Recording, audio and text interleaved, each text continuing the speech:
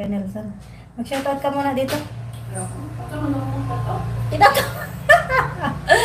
Bakit ka tinatamad? Parang views, hindi ko magiging dami. kukunti man sila, okay, 34 lang. 34? Marami na lahat. Ha? Marami. Hindi mo mabasa lahat. Marami. Nabasa ako po. Tataas. Dami ng buhay. Ako na lang ang magbabasa, basta't magka-shoutout ka lang. Hindi.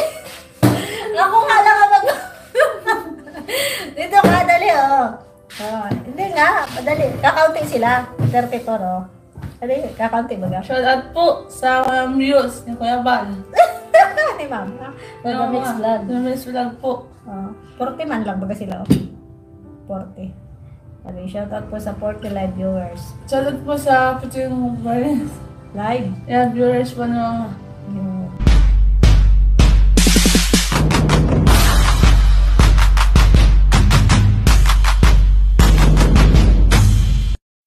Morning and good afternoon, magandang araw mga kalimang balbas, no? So nandito na naman tayo mga kalimang mga balbas dahil ang sabi ko nga sa inyo kanina, no, kahapon or yun sa late upload or sa upload natin kanina is nag-trigger, pero pagdating dito ngayon mga kalbalbas, no, so mabilis lang po.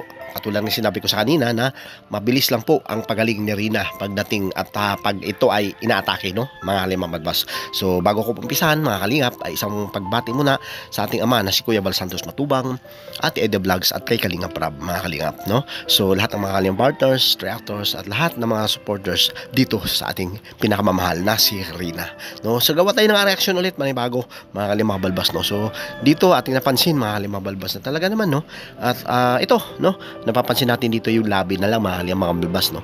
So dito ay nagpapa-shoutout nga si Ate Roda dito sa live niya kanina, no.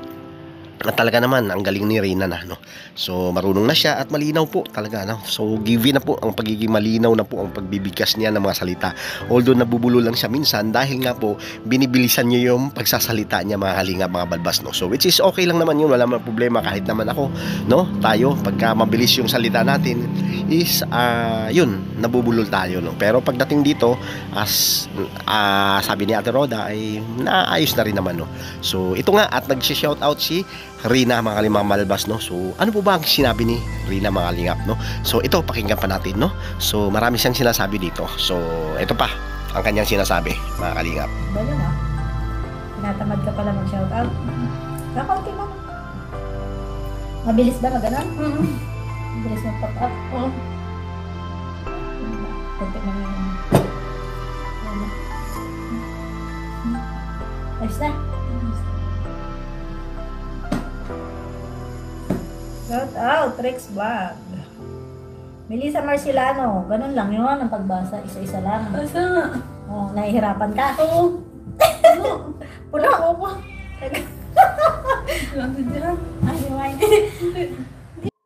So dito mga kalimang balbas, no, talaga naman magaling na talaga si Rina mga kalimang balbas sa way, sa paraan ng paano siya magsalita mga kalingap, no. So naintindihan na niya ang lahat mga kalingap, no, kung paano, no. Kasi ang dami natin nag-comment, no, dito sa live ni Ate Roda mga kalingap, no, nakakatawa at nakakasaya sa damdawin ng mga kalingap mga balbas, no.